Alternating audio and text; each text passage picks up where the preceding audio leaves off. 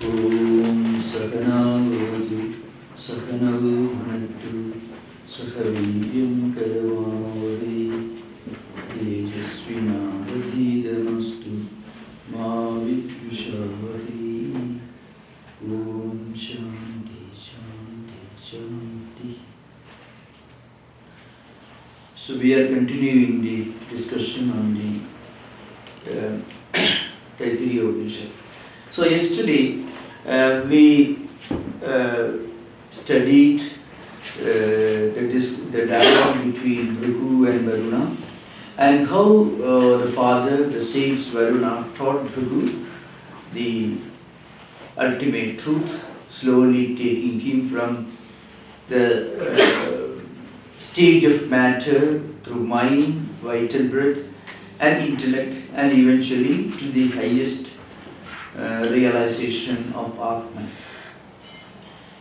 So that is the central principle of Vedanta. So in the next two sessions I am going to discuss, on the one hand, this highest spiritual principle, and then how this principle can be practiced and eventually reached by householders. And that's an important discussion in Taittiriya Upanishad. How householders, or well, anyone for that matter, in his or her personal life, in different stages of life, whether it's family, society, or wherever it is, can practice this tapa and can transform life into a spiritual journey. So that is the next stage of discussion. But before that, I should conclude what I stated yesterday. So yesterday we found out that Ananda Brahme Divyajana Ananda Dimani Budani Jayante Anandena Jatani Jivandi Anandam Prayante Visambisandi Tad Vijijñāsasva Tad Brahma. This is the last part of the dialogue between the boy Bhrigu and the teacher Varuna.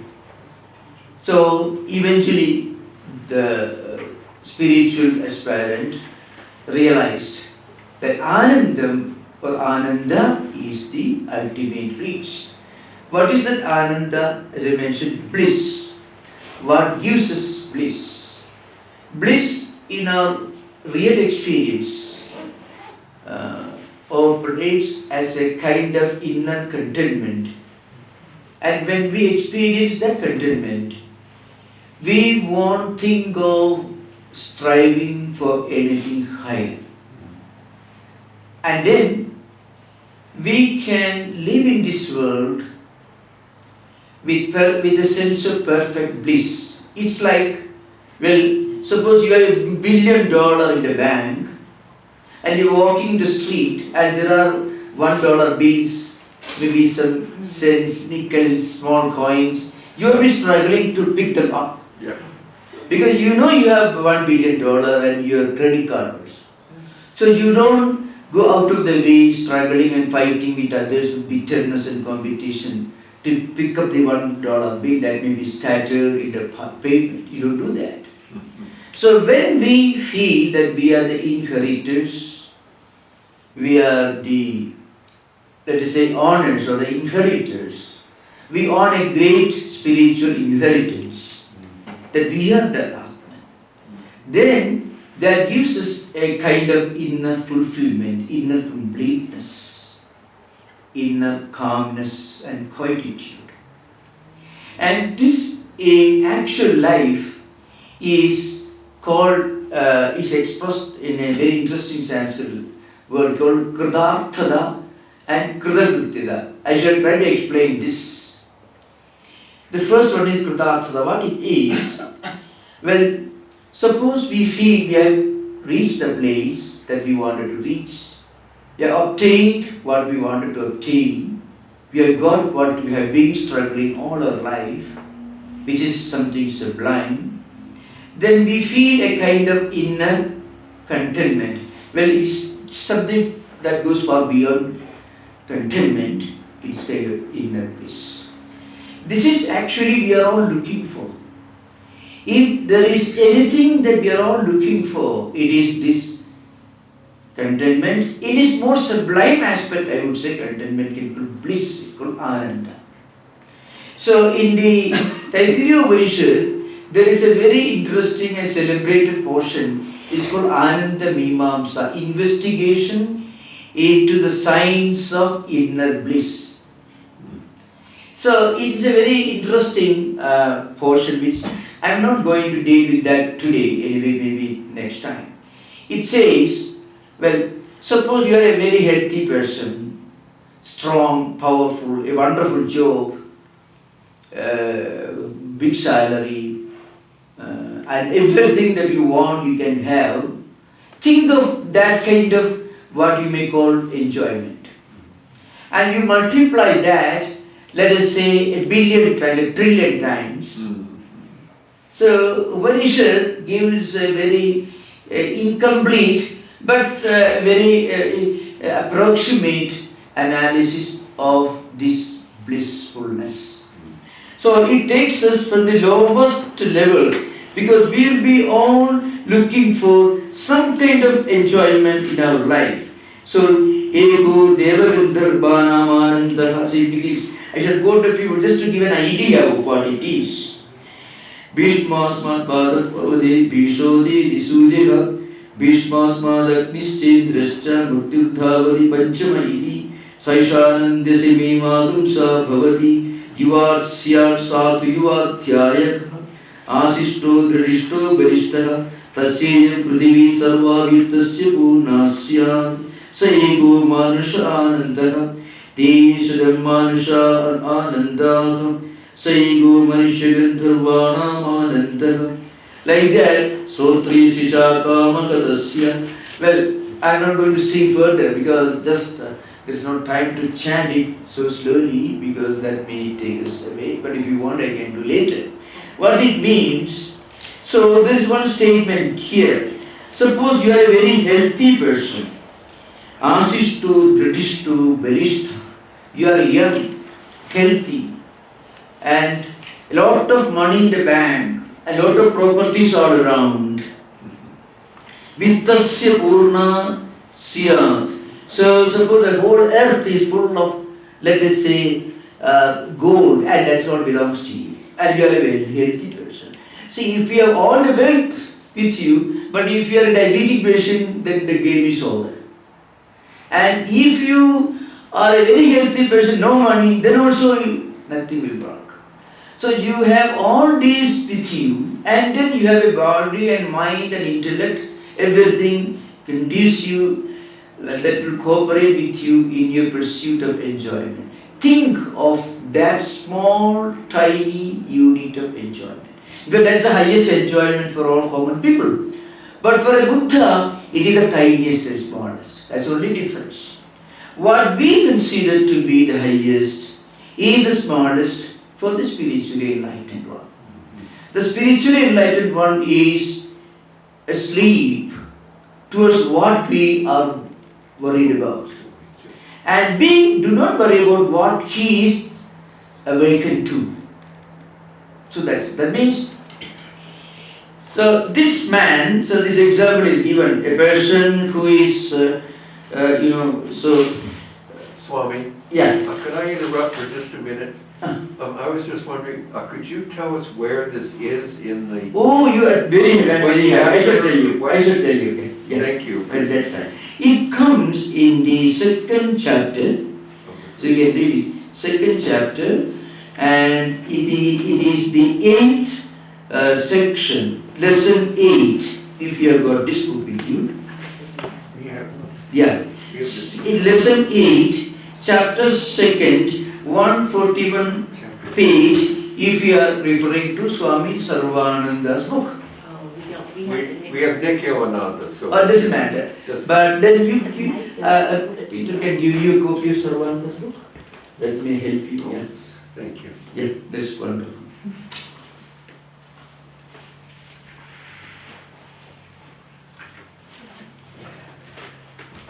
This is not the major part of the text we are going to discuss today, but it will be referred to. So it's interesting. So, okay. So you can see lesson 8. Yeah. You know the first Bhishma Asmad Vadav Pavade. Asmad Bhishma Vadav Pavade. Because of fear of this Atman, the wind blows, then sun rises in the east. It's a very symbolic, metaphoric presentation of description of the unity and oneness of existence around the reality of Atman. That's higher kind. So, because of this Atman, the wind blows. Because of fear for him, the sun rises in the east and maybe setting in the west. And because of fear of him, this fire principle, Agni, Indra, all these gods and goddesses and deities, everything in this universe operates. It is again a metaphoric statement. Okay, now, after this, the Upanishad is trying to give you an idea of the tremendous experience of bliss. It's called an investigation, an analysis of this experience of bliss. Suppose you are a young man, you are, and sadhu, you are a cultured, refined person. Then only you will be able to enjoy the world. And you are young, healthy, a lot of money, everything wonderful. Now, then you get an idea of some degree of what we normally call happiness. That is the highest degree of happiness for the ordinary human beings who do not look for something transcendental, something spiritual. But that is the smallest unit of happiness for those who look for something transcendental. This was something like a piece of nickel with a man like Buddha threw away and went and sat under a tree. So you can imagine. So this was a kind of enjoyment. It is not enjoyment for all. Those who feel that this is not the highest enjoyment, they are called yogis. So there is one interesting sutra in Patanjali Yoga Sutra. It comes in the Sadhana Pada. It says, Parinama Tapa Samskara Dukkaihi Guna Visheshacha Dukkhameva Sarvam Vivekinaha. It's a very interesting statement. What it says is, it speaks about Parinama Dukkha. What is Parinama Dukkha? Dukkha is not the pain that you feel when your finger is cut or when the money is lost. No. It is a profound feeling of incompleteness within that you all feel even when you have no problem in material life. So it takes a lot of cultural refinement, spiritual evolution to feel dissatisfied when everything goes on fine. So Vyasa in his commentary says, Yoginam eva Krishnadi. This happens only to those who practice yoga. Yoga means higher spiritual practices, transcendental spiritual practices. Such people, when they glimpse of this higher bliss, then they won't care for this. Okay, now this particular Upanishad, this particular section goes on saying, Srotriyasya Kamadagardasya Teshadam Devagirudharvanam Ananda. So 100 times of this human enjoyment that a young man, a rich man, a healthy man feels, that kind of higher enjoyment you will get when you get to different levels of celestial existence. Like, Surga, we call heaven, or the worlds of celestial beings like Gandharva, Deva, all these gods and goddesses, mean angels, so to speak. Gods and goddesses, or Deva, Devadas in Sanskrit, they roughly correspond to what we call angels in the Christian tradition. Mean they are celestial beings, divine beings, in close proximity, living in proximity with God. So they are sattvic, good people. They enjoy much more because they live for tens of thousands of years and they never fall sick and they have everything that they want, but still the problem is their Ananda, their bliss is not everlasting. It is long lasting compared to human beings, but it is not everlasting. It comes to an end. That's a serious problem. You may have the best of the world, but still if you are aware of the fact that it won't last after 10,000 years, even then it's a problem. So human imagination can go beyond billions of years. If you feel it is impermanent, it becomes a problem. So it's an incompleteness. So Vedanta says, the Ananda or the blissfulness that you experience, when you realize that you are not this body, when you realize that you are not just this physical body, you are not just this mind, you are not just intellect, you are something much more transcendental, spiritual, eternal, everlasting, unchanging, all-pervading, divine principle that is present in everything. When you feel and when you experience, when you realize the fact that this is your true identity, then that feeling gives us a tremendous feeling of blissfulness, inner completeness, inner feeling. Well, if you look at the life of the great mystics, I often, after reading the lives of great mystics in Christian tradition, both Russian Orthodox and also mainstream European medieval Christian mysticism, you find, if you read, let's say, the autobiographical writings of Saint Teresa Avila, or if you read the experiences of the Pilgrim in the way of a pilgrim. Now, Saint Teresa Avila, her life was not a bed of roses. She had a lot of problems, a lot of difficulties, a lot of extreme difficulties, conflicts. Now, what enabled them to continue their spiritual journey, to remain in one piece psychologically? Because they were feeling this Ananda.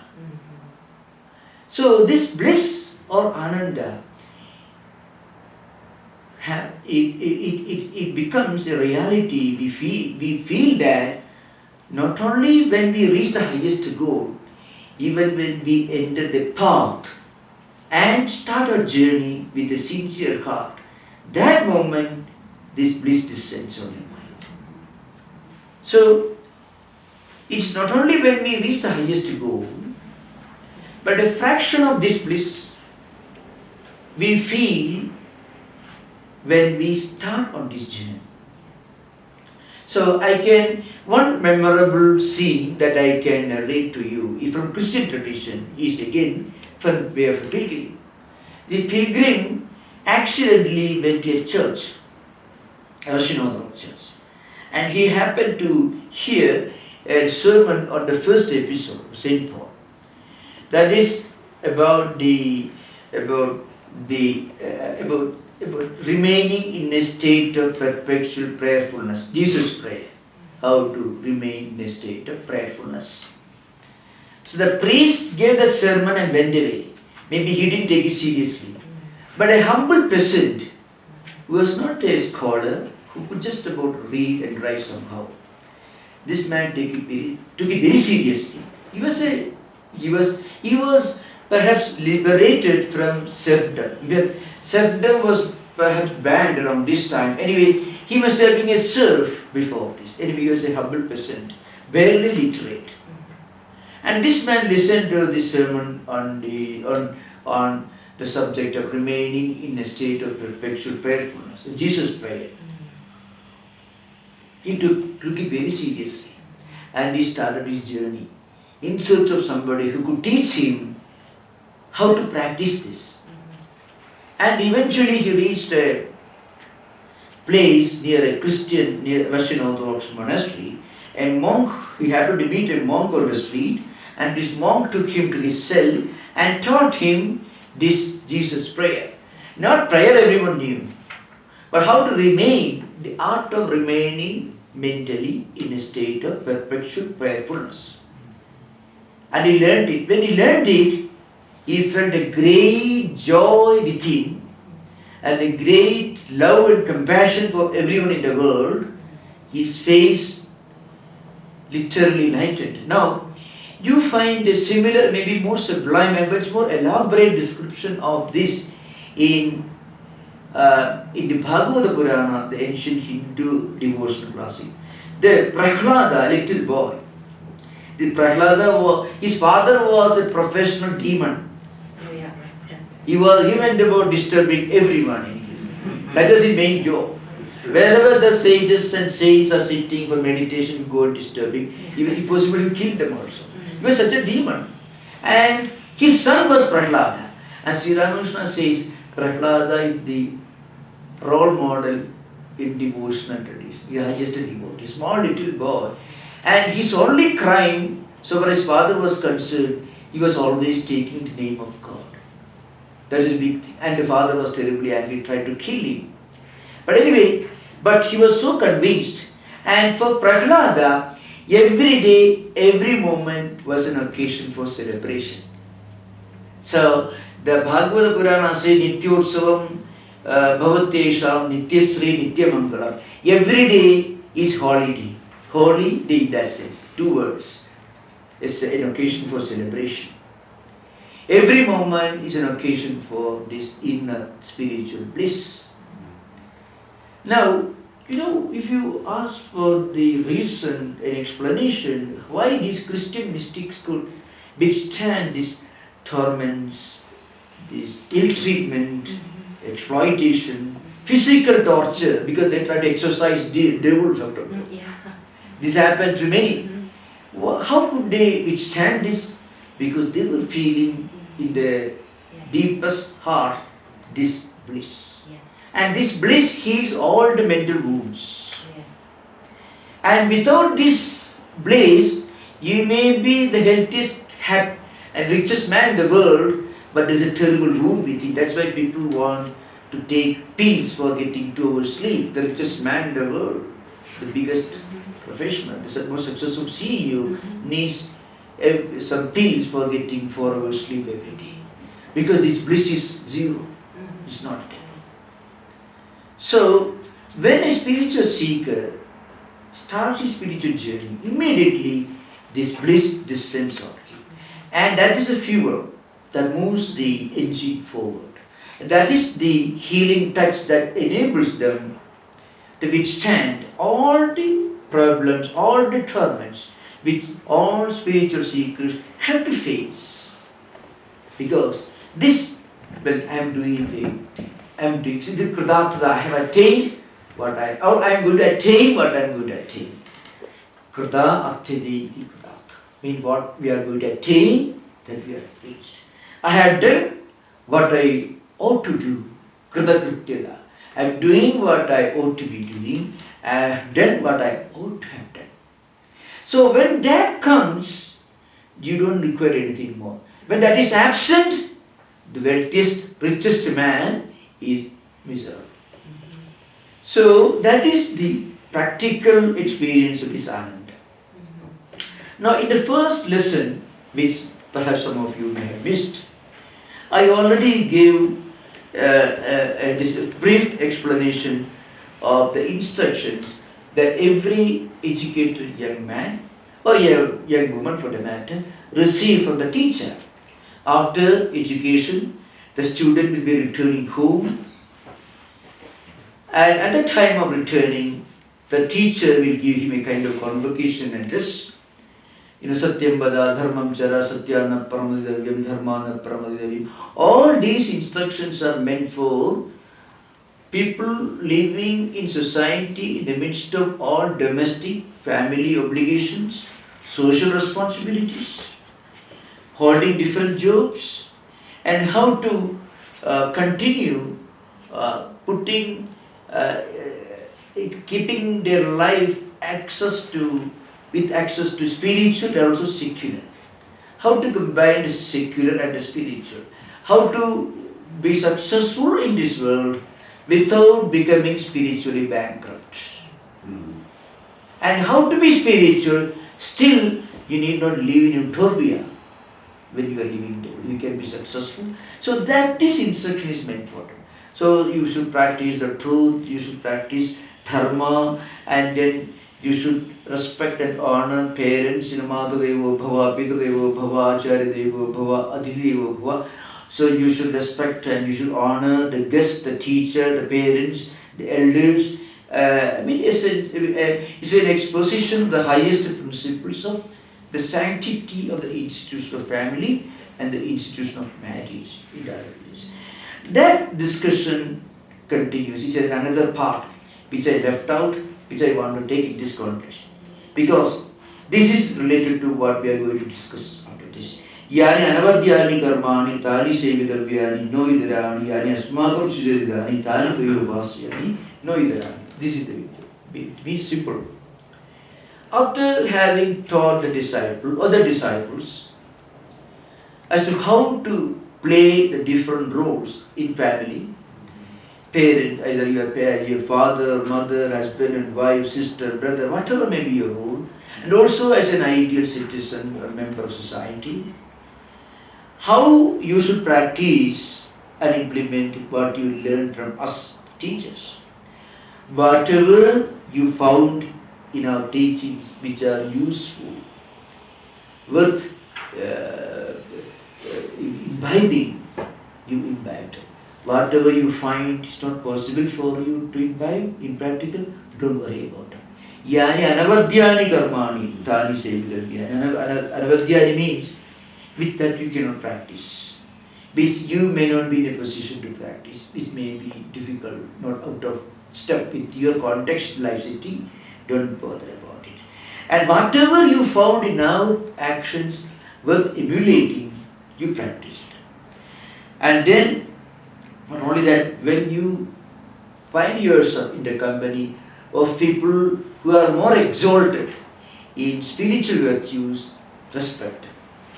And because when you respect them, you are actually respecting the great spiritual ideas or cultural ideas that they represent. So this extends in the traditional commentaries, this extends to elders in family. So we may ask the question, why should we respect elders? So why you may ask, why should we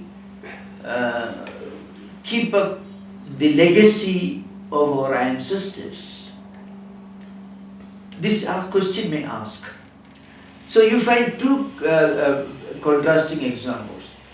In Western society, in American society, anything old is not so very good. Anything new, that is the pull of the innovation culture. Innovation becomes a mindset. It's a terrible problem. Innovation is wonderful in industry, in business, but innovation is disaster in family values. So, when we remember that we are expected to continue a legacy handed over to us from our elders, our distant, remote ancestors, we feel we belong to something. We feel we are part of a huge, sublime, a continuing heritage. And we feel spiritually and culturally rich. On the other hand, if we forget our past and don't worry about the future, then we become tiny little islands. If there is a flood, it will be swept off. Otherwise, we are like part of a huge continent. Yes. America cannot be submerged in a tsunami. But tiny islands in the Pacific and Atlantic is remain cut off, can disappear. Like that, we feel a kind of cultural impoverishment, a cultural isolation, a spiritual impoverishment that's much more painful when we forget our roots, when we forget where we are coming from, and when we forget what we should give to the next generation. So we feel a kind of inherent wholeness and completeness and continuity. So that's why you find this very important. But again, heritage can be legacy in some cultures where the hierarchy, the tyranny of old age. So if great grandfather decides, what course you should choose, the university. Right. You can find such examples. So that is the negative side of it.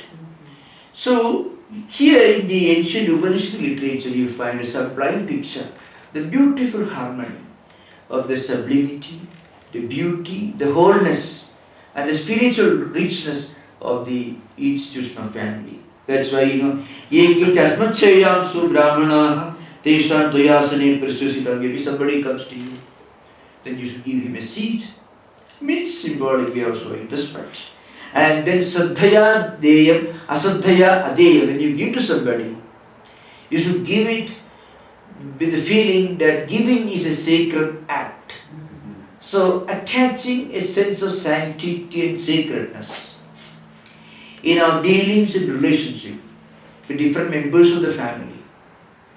That is the cement that holds the whole institution together.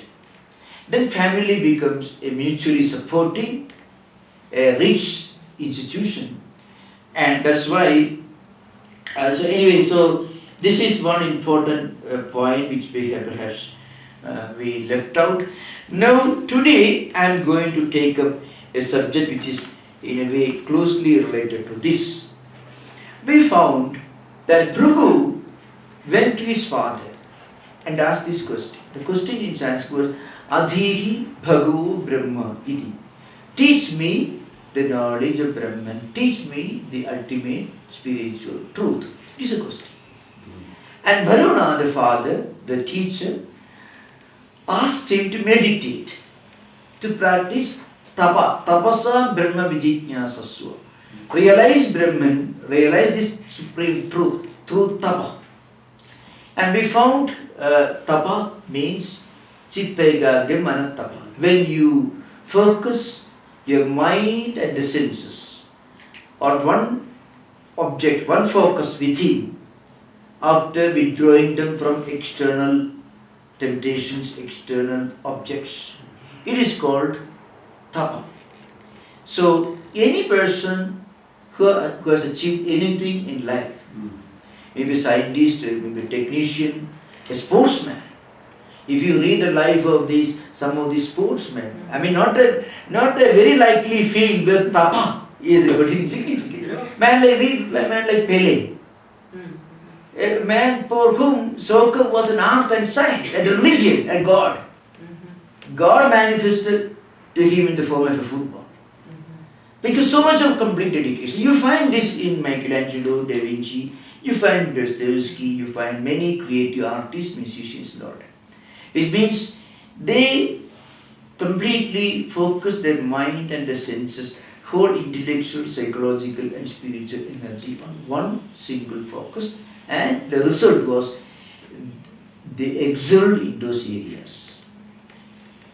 So now in this particular section there is 9th Adivaka of Shikshavali, first chapter and 9th lesson you may find in your book.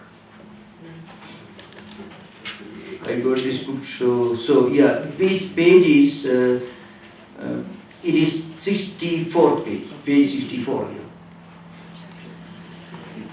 Yeah. 64. So a few very important disciplines are recommended here, which every person can follow and transform life into a spiritual journey through this Tapa. So Tapa is explained here. So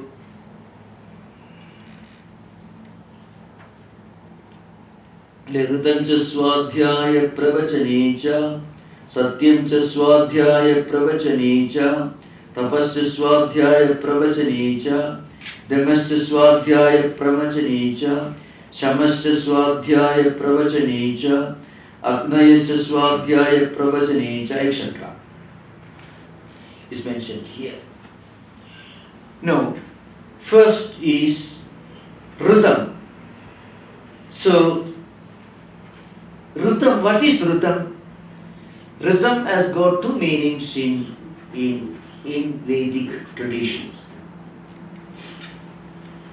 One meaning is this: when you get an idea as to what should be done or what is not to be done, how to do, like that, then you should consult the authentic books, the authorities in those respective areas, and understand the true implication of what that idea stands for. This is one meaning. The other meaning is, rhythm is something that preserves the whole universe.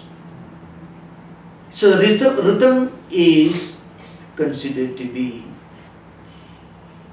a link or a thread that unifies and holds together everything in the universe.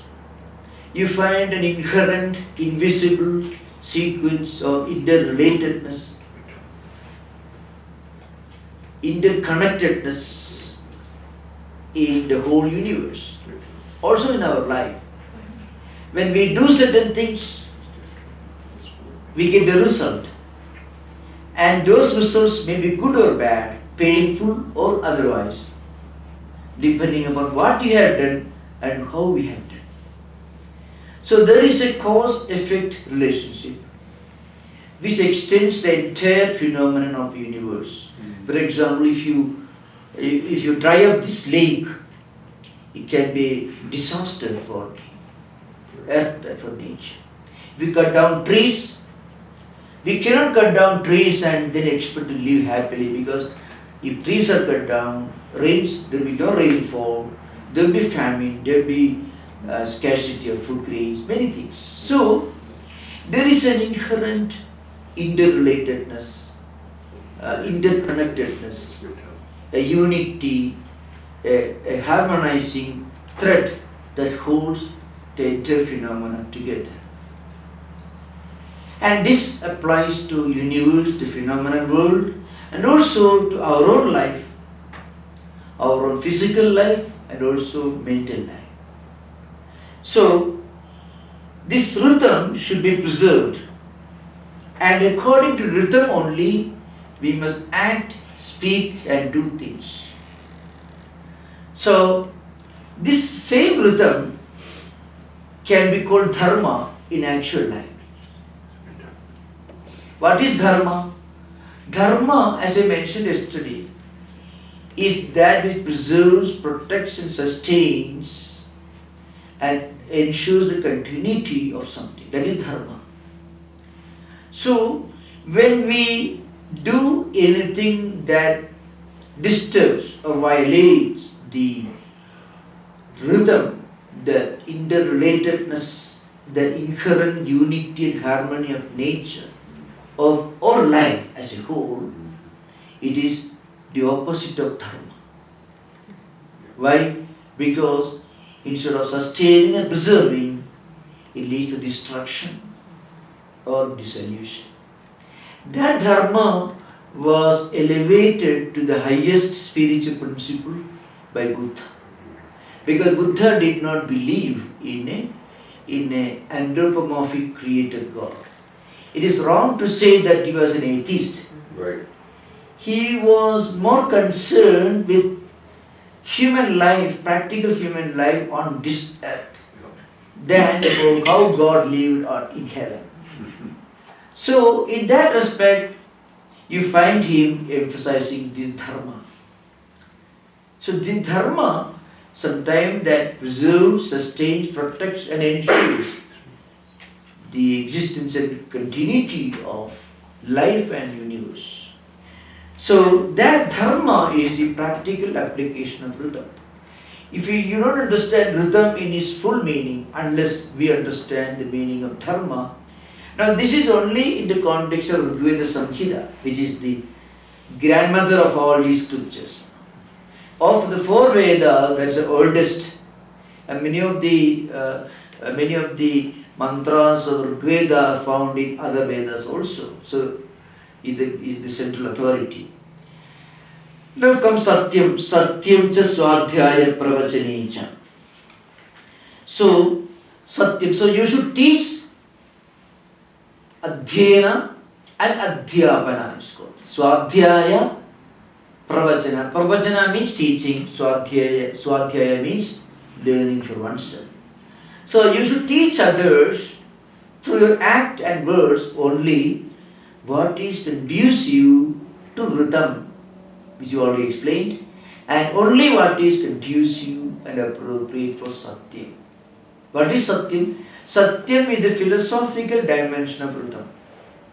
So these three terms are used sometimes as synonyms and sometimes as different expressions for the same thing in Rigveda Samhita. So Rutena Satyena you find. Ruta is also Satya, or Satya is also Ruta, like that. And so Rutam cha Satyam cha, Rutam and Satya.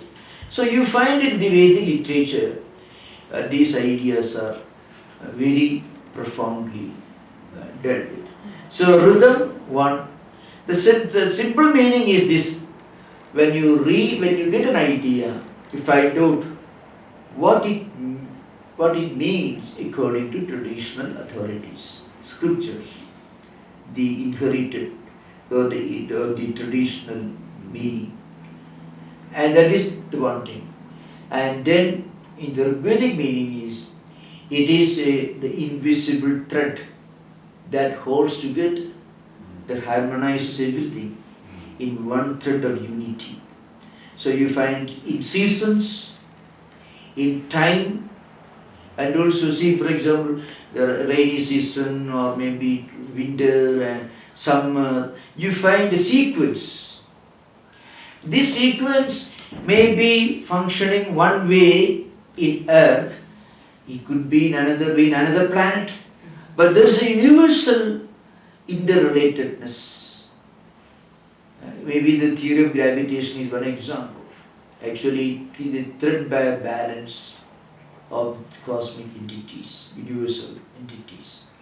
So the entire universe, there is one thread of interrelatedness, interconnectedness, and unity and oneness and harmony. And this in our life, and this also in the universe. That is Ritam.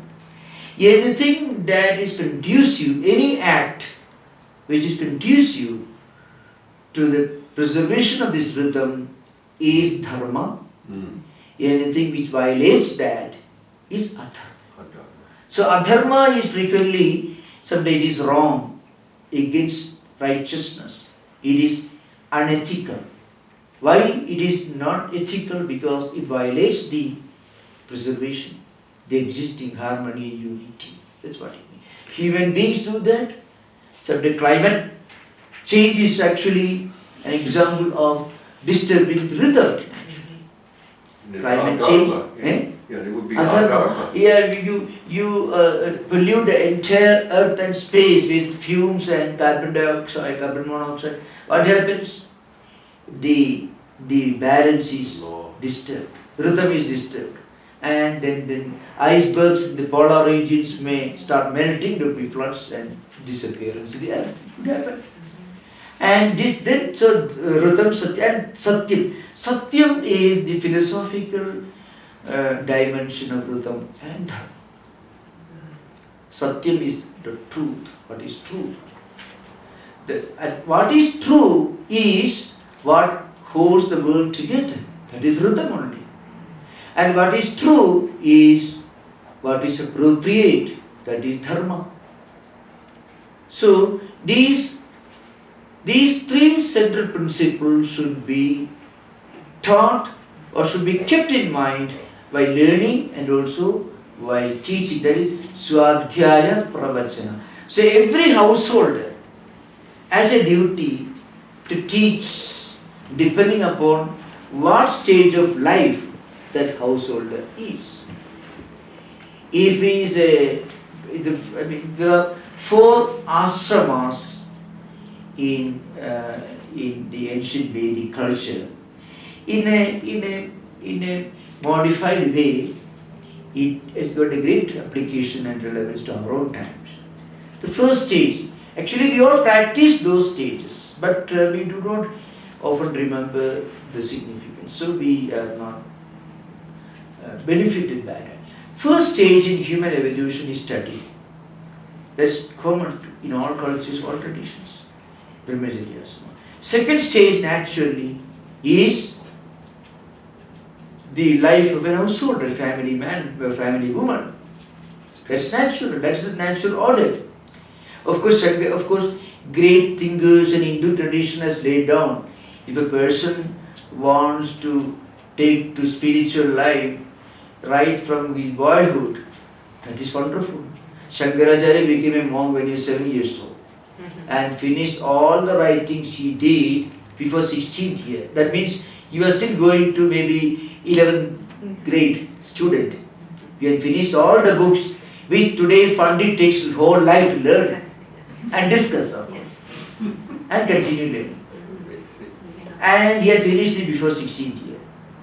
So there were big great monks who took to spiritual life quite early. But normal, the majority, the vast majority of society is society of householders. So for householders also, there is an intense scheme of spiritual life laid down in the Vedas. That's what it says. So when a householder takes to householder's life, what he should do? This Rutamcha, Rutam, Satyam, Dharma, and then it comes again and again, it comes different values are also kept mentioned here. He should teach, learn and teach. Swadhyaya means learning, Pravachana means teaching. So he should transmit this culture to his next generation, to her next generation. That's why you know. So tapasya swadhyaya pravachanicha. Tapa here means approaching a subject or a duty or work with a sense of intense sanctity and sacredness and concentration. So when we do certain things as it is tapa, then we attach a great value to that. That becomes a sacred act. The same thing if you do casually, then it doesn't go very deep.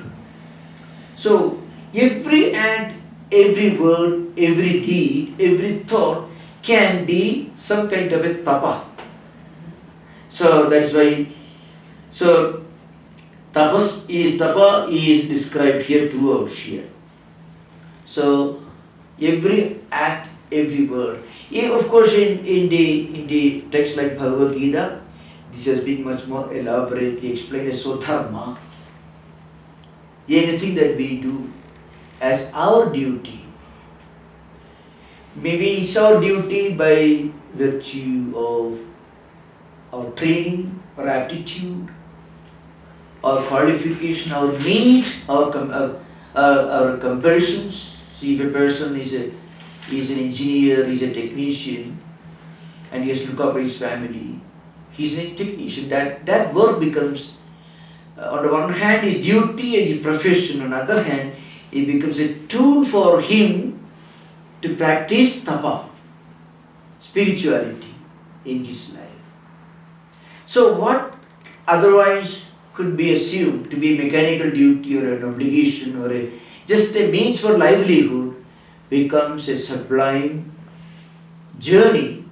It becomes a sublime path leading to the highest spiritual fulfillment. And then it becomes a means for bliss, we mentioned earlier, bliss. So the slightest, the smallest, apparently the most insignificant word or deed or action that we do in our everyday secular life, can be converted into a sublime act of tapa, leading to this bliss, Ananda. When we do that, Sodharma means our sacred duty. So that is why then tapasya swadhyaya pravachani. So you can also, maybe you can read the text also if you are interested. This is Dhammasya swadhyaya pravachani cha, shamasya swadhyaya pravachani cha, etc. So self-restraint, self-control, moderation That is again a sign of wisdom. If we don't practice Dharma and Shama, what happens is, our whole senses will drag the mind completely to the external objects.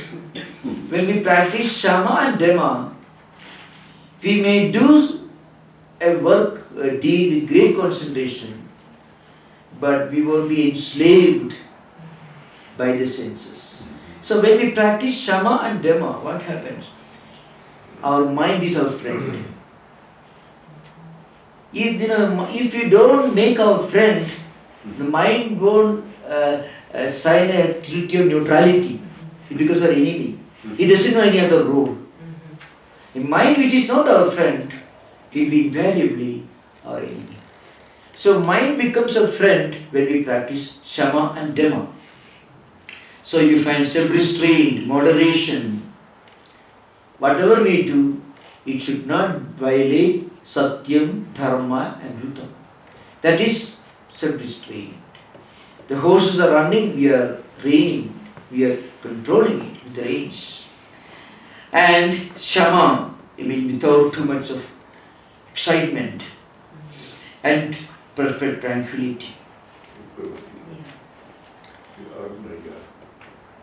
So, these values should be imbibed by every individual, and these values should be transmitted to the next generation. That is the duty of an household. So, you find there are many scriptures which repeat this idea. Along with all that is necessary and needed in secular life, we should also give to the new generation what takes them beyond the world of desire, the world of senses.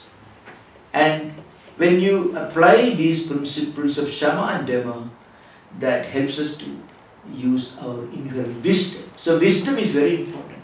Shama and Dhamma, in short, constitute wisdom in the form of self-restraining quality, not being excited. So when we do that, we feel inner tranquility and peace. So that is this is also Tapa. Actually, if an householder lives a life like this, then he is also a saint.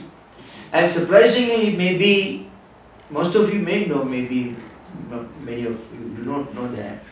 You see, the majority of the great teachers of the Vedic age were all retired householders. I think I mentioned this to you because these disciplines are recommended for householders before and after retirement.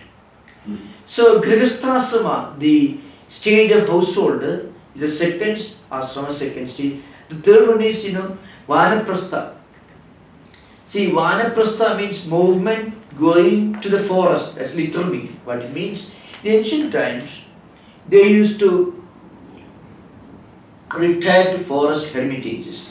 In modern times, you need not be in the forests. The national park management won't permit you put up a cabin in a forest, may not do it.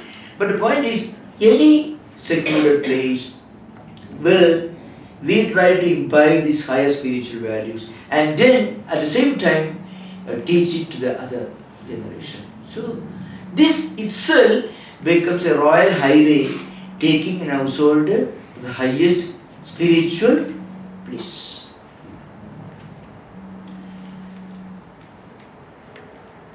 So this is then it comes Agnihotram cha swadhyaya pravachane adidaya cha swadhyaya pravachane etc. So Agnihotram, see, Agnihotram used to be a fire ceremony normally performed in the morning and evening by householders in ancient times. You should remember, you don't find any temple or temple worship mentioned in any of the scriptures. And that's something very interesting. Though today we chant these mantras in temples, but we forget that When these mantras were practiced and formulated, there were no temples to begin with. Temples came into existence much later. So, in the early days, in ancient Vedic times, religious or spiritual spiritual activity consists of meditation and every day practicing this Agnihotra. Agnihotra was a kind of fire sacrifice. It's not a very elaborate one. There are altogether 14 important fire sacrifices mentioned in the Vedic times. Even there are more, but 14 very important. One is Soma Yajna and Saptahudi Yajna, etc. So, but this Agnihotra was a daily practice. It won't last long. All that you needed was, a small bundle of dry twigs. So the great teachers accepted or insisted on accepting only a small bundle of dry twigs. So when a student went to these forest teachers to learn the Vedas, they should go with a small bundle of the dry twigs in their hands. It's called Samit Pani. Samit is this dry twig, Pani is hand. So Samit Pani is a person who is holding this twig in his hand. So Samit Pano Yasya Saha, that is the grammatical description of this particular word. Somebody who is bringing a small bundle of dry twigs for the guru, for the teacher to perform this Agnihotra. So what happens now? This Agnihotra, this is also part of the Tapa. So if all these practices are done with a sense of sanctity and sacredness, that itself opens the royal highway to the highest spiritual bliss. In modern times, it can be different. Interestingly, the Smriti literature, there are 10 Smriti literature, more like constitutions, ancient constitutions. Vyasa, Jabala, and Manu, Parashara, Narada, Yajnavalkya. A number of them wrote these codes, constitutions. In fact, when Hindu code was formulated in the last decade of the 18th century, Hindu Pandits were assembled and they translated with the help of others into English. That's how the early Hindu code came into existence. When Indian constitution came into existence, many of the clauses were incorporated into modern Indian constitution. So this Smriti literature will tell you that in this 21st century, if you cannot practice this Agnihotra, no problem. It doesn't mean that in all ages, in all countries, everyone should practice this Agnihotra, not at all. This Agnihotra can be another kind of offering if you pray to the nature, or if you pray to your own religious tradition, any religious tradition for that matter, that becomes as great as Agnihotra. Agnihotra was the practice of the ancient Aryans, maybe in the 4th or 5th millennium BC or earlier, that's all. So, but these values are as relevant as our times. Sadhrudam, for example. Satya, Dharma, self-restraint, truth, honoring the inherent harmony of nature, that is Rudam. These values are as relevant today as they were in ancient times. Many of the rituals may not be relevant as such. And in fact, many of these rituals need not be considered to be relevant for all times. That also was the statement from many of the sages of those days. So they were very rational, very modern. And again, this come, you find. So then, Manushamcha Swadhyaya Pravajanicha. And before that, Adithayascha Swadhyaya Pravajanicha. Adithi is a person who is a guest. So guest itself may not absorb the whole meaning of the word Adithi. Adithi is a person who visits your home without announcement. Without informing you the particular tithi, the day of his or her arrival. In some of the Sanskrit books, Aditi or a guest is defined as somebody who visits you without an invitation from you. Anamantridaha agradaha aditaya means those who come to your home without previous invitation. Surprisingly, when I read this Way of a Pilgrim, I was struck by the similarity. You see, this pilgrim is traveling all over. His plan was to go to Jerusalem by a Jeddah. That's how he started his journey, and he met this Russian Orthodox monk who taught him Jesus prayer. And he was traveling without road. He was assaulted. He was ambushed. Sometimes he was beaten by robbers. That is the middle of 19th century. In some context, some householders welcomed him. Please come and stay with us for 3 days. And they honored him, they fed him, gave him rooms, and in the evening they assembled around him asking him questions about religion, spirituality, prayer, Jesus Christ. Now this is a practice that is still found in India, more commonly in northern states of India than southern states. So any pilgrim who comes to your place without previous information, without informing you beforehand, is welcomed and is considered to be a representative of the divine, because he represents a great ideal. So he'll be honored, he'll be fed.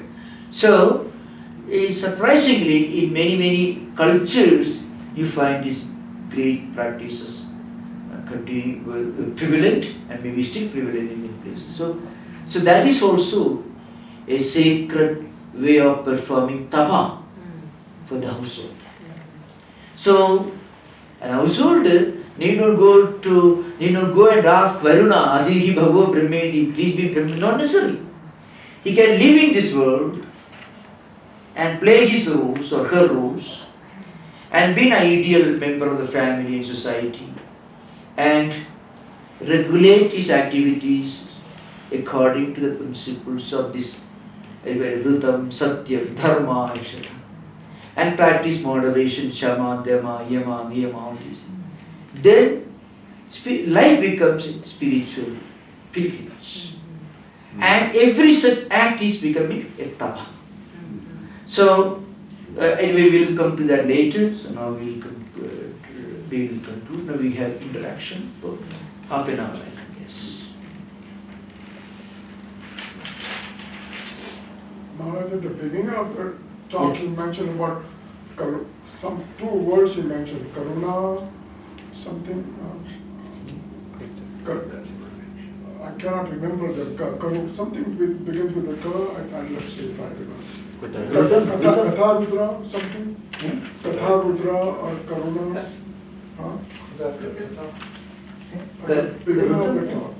Beginning of the talk, you mentioned 2 words, and I couldn't quite. Those were totally strange to me. I have not heard those before.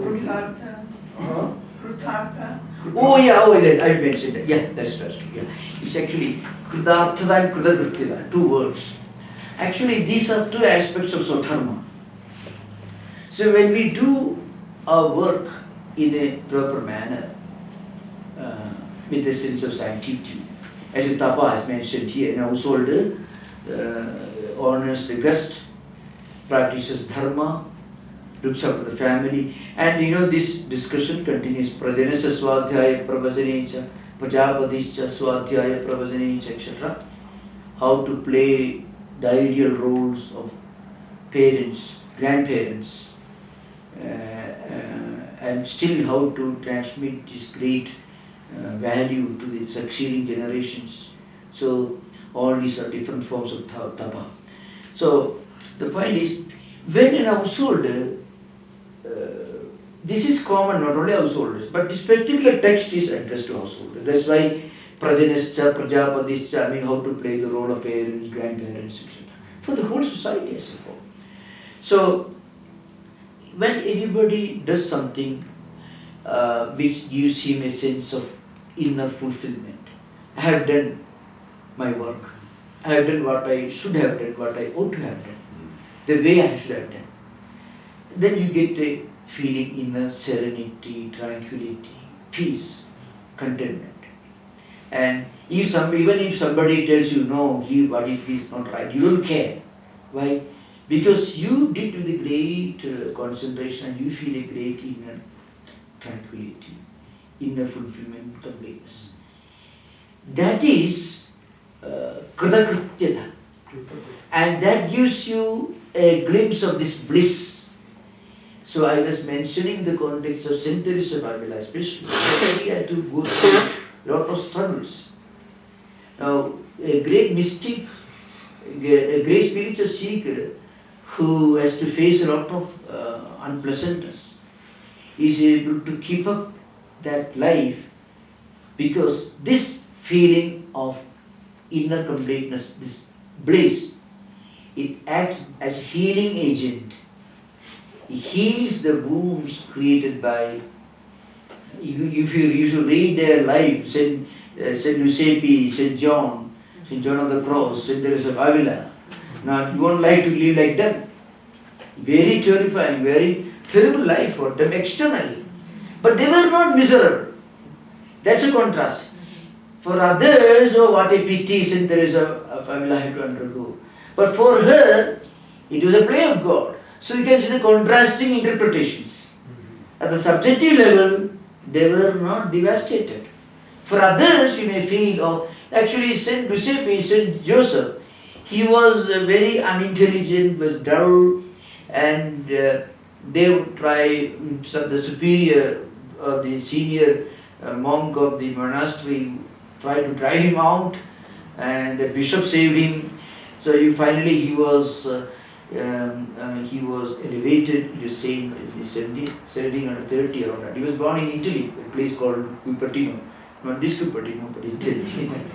So you find such people, such mystics have to go through a lot of difficulties. But what is the mystery? How could they withstand that? Because they were feeling this inner, well, I'm doing what.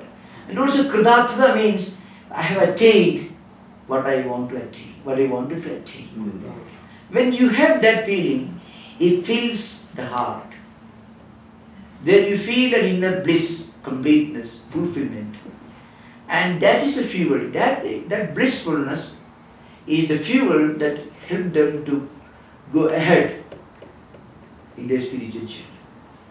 You find, well, I would say, you see, many of our devotees, you can do a lot of time, difficulties, still they feel great joy, but they are actually, they are not getting anything in return in an empirical way. But something else is coming to them, that is what they earn in their spiritual life. It is this that actually enables them to continue. Those who are not able to experience this bliss, inner bliss, because their mind may not be ready up to that, they feel a slight bitterness. But those who look upon this privilege to be part of a spiritual journey as a reward in itself, without requiring another reward or recognition or appreciation. Such people are spiritually very rich. They have $1 trillion in the bank, spiritual dollars. Yeah. So they are not looking for nickels in the streets, like the streets. That's true. When you have a credit card with $1 billion in the bank, you will be picking up nickels from the streets. I don't care for it. So that kind of inner feeling of inner blissfulness is called Kritartha and Kritagrityada. In the context of an action, it's called Kritagrityada. In the context of mental satisfaction, it's called Kritartha. Means this inner blissfulness. You feel, well, inner completeness, fulfillment. Yeah.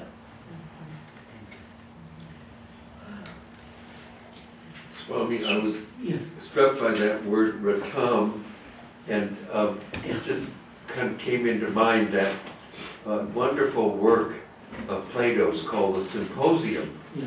and it's all about the nature of love. Yeah.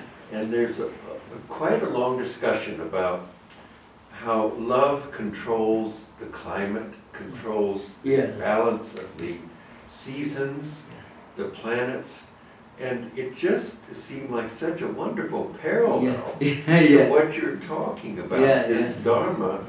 And Socrates, you know, Yeah. he lived in that Yeah. presence of that Dharma, and but it just seemed like such a wonderful Yeah. correspondence. And Really, also, it is yeah, very striking, very a striking. very striking Yeah. thing. And so he called it love, and now you know, we're calling it today these other words, but they're all synonyms, it Yeah. seems to me. Yeah. Yeah. And then I was thinking of, you know, there's another great mystical work by a man named de Caussade called the Abandonment to Divine Providence. Yeah. It's a little book, but it's all about the struggles Yeah. and the hardships and the difficulties and the joy Yeah. that he felt each time he was presented with some agonizing Yeah. difficulty. Yeah. And, you know, it was very much along the lines of what you were Yeah. talking about today, Yeah. de Caussade. Yeah. And that wonder, yeah, it's called the abandonment to divine providence. Abandonment of the divine providence. To the divine divine. providence. Oh yeah. It's a, Resignation to the divine. it's a wonderful. In that sense, resignation, resigning everything. Yes, Yeah. to Yes. divine providence. That's right. That's Abandonment to. Yeah. Yeah. In the Taittiriya Upanishad, there is a text which says, but under the controllership of this divine reality, the suns and moons, the stars and galaxies, the clouds and oceans, they all remain in their proper positions. Edasya vakshadasya prashasane gagi surya chandramasu vidudutishta, a long passage, a huge passage. It means there is this inherent divine reality. It is presiding over, not he, it is presiding over everything, the divine reality. Yeah. And therefore, under its controllership, the suns and moons and planets, galaxies, they all move and remain stationary in their respective positions. In their places, yes. Yeah, that's right. That's right. Yeah. Oh, isn't there, oh, I'm sorry, can you go? Oh, continue if you're on. No, I'm not on a roll. I'm kind of thinking of what Christopher just said as well, but so there is this grasping of this reality, these realizations in different ways, in different forms, in different places. But in the system you're talking about, we're talking about, I'm left with a sense of awe in terms of its depth and breadth and realization. But I'm wondering kind of how it all began. What might have been the set of like historical circumstances, maybe collective psychological curiosity or something that gave spark, inspiration, spiritual genius to development of the system. Yeah, I mean, it's an ontological question. You see, Vedanta doesn't say that it originated at a particular time with a particular person giving shape to it. What it says is, when you look around the universe, life, everything, and when you analyze, then you naturally come to a conclusion that there is one divine reality present everywhere. So that's an important point. In fact, creation is discussed in this Upanishad itself. That's an interesting thing. There is a something like a Genesis in this book. Tasustva tadeva anupravishat. But finally it says this creation itself is only relative. Because the creator is inherent in the creation. There is no creation as distinct from the creator. the creator itself is inherent in the creation. So creation-creator distinction doesn't exist. That means the whole existence is one reality, one all-pervading and immanent divine principle. The question arises, who set up this machine? Could you begin with, who said that? Again, actually, that question is not relevant in the Vedantic context. The Vedanta doesn't talk about a creator God. Hindu Puranas talk about a creator God. But the person who wrote Hindu Puranas himself said, these ideas are only for those who are not evolved enough to understand the higher ideas mentioned in the Vedas.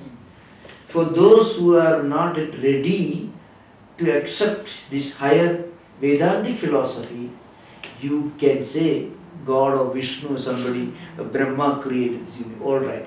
But eventually you will realize that it is only for the beginner. You say x equals 20. X doesn't mean 20. But later you get over that problem. So, like that, creation is not an ultimate principle or subject in Vedanta. Creation and creator are the same.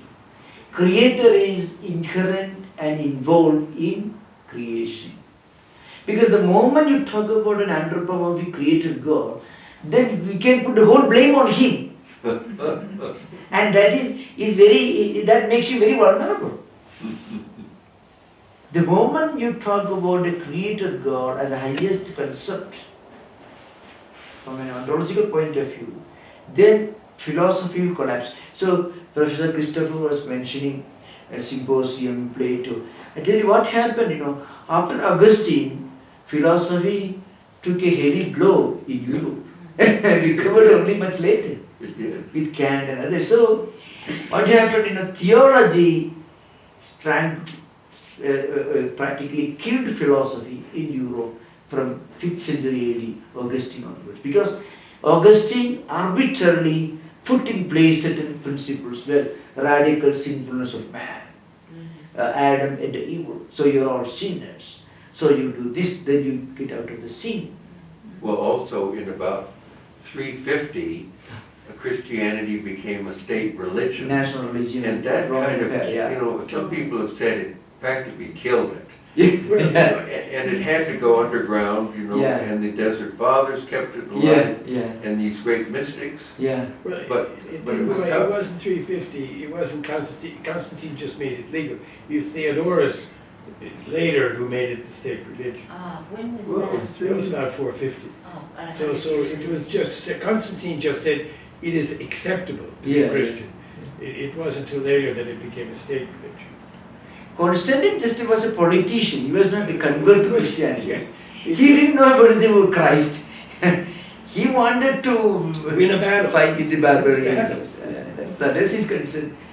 So when we read about the pre-Christian Greek philosophy, maybe Greek philosophy up to 3rd century AD, the Neoplatonism, Porphyry, Philo, you find they were much superior to anything that we could read between 5th century AD and Kant. Yes. Nothing very profound. So that's so it's very unfortunate. Yeah, but that spiritual light was kept alive Yeah. through these great Yeah. figures, Yeah. who Yeah. did break away from the material world Yeah, and kept this spiritual vision, current in their lives. And the great mystics also frequently try to come out of this stranglehold, but at terrible cost. Yes. Their St. personal Francis, life. there's so many of them. St. Francis had his order taken away from him. He Yeah. saw it, and it was very sad. I feel when you read the early Greek mystery religions or the teachings of the early Greek thinkers, there is such close similarity between the Upanishad, Vedic and the Yes. ancient Greeks. Yes. Yes. Yes. Heraclitus was a contemporary of Buddha. Yes, Oh. Huh? yes, Heraclitus. yes, Heraclitus, Yeah, yes. Heraclitus. Yeah. Heraclitus. He was a follower of Buddha? He was a contemporary Oh, a contemporary. of Oh. Buddha. He was lived 6th century, around 6th century, Yes, 5th century. yes. Well, he said Reasoning. what is above is below, Yeah. and that the two are connected. Yeah. Wonderful. You find in Eckhart, you find later of Otto who retrieved, who brought Mr. Eckhart back to modern focus. So in their writings only you find a glimpse of this sublimity. So Vyasa was, this is a different question going back to Vyasa was a true sage or was it mythological? There, of course, different Vyasas are mentioned. Mhm. So it's not just one Vyasa. Yeah. It's a Vyasa who wrote a well-known book on Vedic constitution, Vyasa Smriti is called. Then the one Vyasa who wrote many of the Puranas, another one who wrote Puranas and Mahabharata, another one who wrote the Bhagavad Sutras. So there must have been many Vyasas. The one who classified these all these Upanishads. That is the first Vyasa. Vyasa, okay. Yeah. He's called Veda Vyasa. The Veda is the one who classified and edited. The one also one teaches Lord Ganesha and Maha to write. What do you like that? That may be another one. The Mahabharata came later. Yeah. Yeah. Many of these great men, they did not attach much importance to their own name. So that's one important. There's no hurry to go. But the work was all preserved. Yeah. In many cases, in modern historical books, they try to ascertain a particular date or time for many of these great sages, mostly on the principle of historical concordance. For example, the writings of Megasthenes play a very important role in fixing the dates of many of the events in India. So, and he lived in 305 BC, was the Greek ambassador to Chandragupta's court. So you can imagine 300 years before Christ, Yeah. there's a Greek ambassador in Indian Yeah. court. So, That was in South India, Chandragupta Maurya. no, Chandragupta Maurya, his capital was in Bihar, Padaliputra. Ah, Bihar, the whole India, the Maurya Empire was very extensive. Northern border was in Azerbaijan, Kazakhstan, Samarkand, beyond that, Central Asia. Southern border was having Sri Lanka, so it's very huge. And the western border was Afghanistan, called Gandhara, there is a Buddhist part. And east, Brahmapura, called Burma, Myanmar today we call.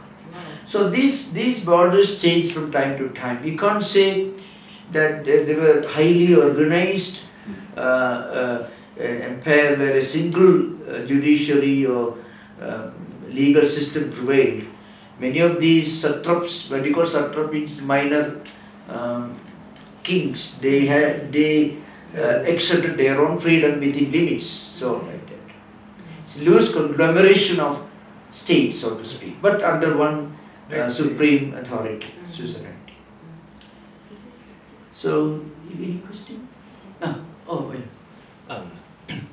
This is referring to the Ananda, different kinds of levels of Yeah. bliss, the spiritual implications of that.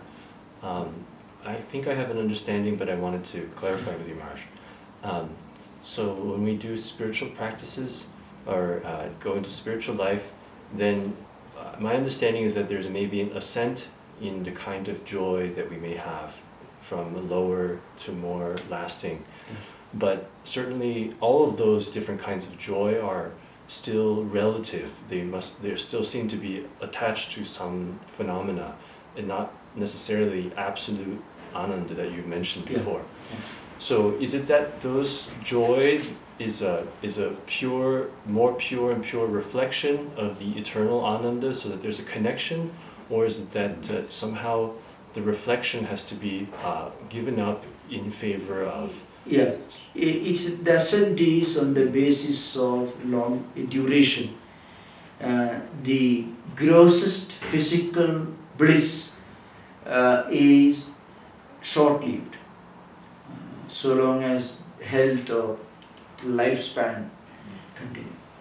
But then, to give an idea of these everlasting bliss, this text tells you, in the realms of celestial regions of divine beings who live much longer and who are much more refined, much better equipped, their bliss lasts much longer. And ultimate spiritual bliss is everlasting, it never comes to an end. The longest and most durable experience of bliss in the celestial regions also will come to an end one day. It is not everlasting. It is long lasting but not everlasting. So to give an idea of the blissfulness that one feels when one reaches the goal of spiritual life, this particular chapter is introduced. I mean, from the bliss aspect, from that perspective. So, to give an example, when a person undertakes a spiritual journey, though he has not reached his goal, he may be still a long distance away from the goal. Still, the feeling that I have started on a journey which will take me to something that is everlasting, that itself will give you a small taste of that everlasting bliss. That's what happens. So, it is this taste, the bliss that a spiritual seeker experiences, that enables our devotees to do karma yoga actually. Yes, right. Really speaking, that's most visible physical manifestation, simplest possible. How do people, they are not mad. No. And human being cannot do anything fully knowing that it is totally useless. It has a tremendous usefulness. A very strong, a very visible, a tangible utility value. That is subtle. And that expresses itself in the form of, well, I have done my good thing. I have done something that is worthwhile. That actually it helps your metabolism. It brings down the stress level. It can help people suffering from high BP and stress and tension. When you feel I have done something, immediately you breathe and stay still. When you have completed a task, you feel happy. Right? Just an example of it. Or when you send a check to, let's say, people suffering from natural calamities in some part of countries, you help a person to cross the street, a blind man, you feel. So you can find it in his most physical, the simplest activities, you can find a taste of this. So what I was telling, in the lives of great mystics, they were always sure that they are on a path that will take them to some higher experience. They have not reached there. But the idea, the conviction, the belief that it is going to take them one day to the higher goal, that is enough to give you a feeling of this place. That's what happened. It's so natural reward, it doesn't come from outside. So, the simplest example is you find people who do good work without any selfish motive. They are able to do that because they are getting a reward. The reward is not visible. But people who are very selfish, very competitive and very successful and very sick mentally, you find such people who won't do anything good for others. They are mentally sick, emotionally sick, psychologically sick. So, sometimes they are forced to do some charitable work, then they breathe, take a very, taste of this person. Mother Teresa would be Yeah. a wonderful example of Yeah, this. Mother Teresa is an example. Because she did have so much joy, and yet she faced this awful Yeah, yeah, sense of suffering. yeah. I think that contentment, that peace also helps them to sustain in that state and also to propel themselves to Yeah. the next level. Yeah, yeah. Keep going. It is fuel that keeps the machine running in spite of Yes. hurdles and difficulties. So we should conclude now. Om Shanti Shanti Shanti Hari Om Tat Sat Sri Ramakrishna Paramasta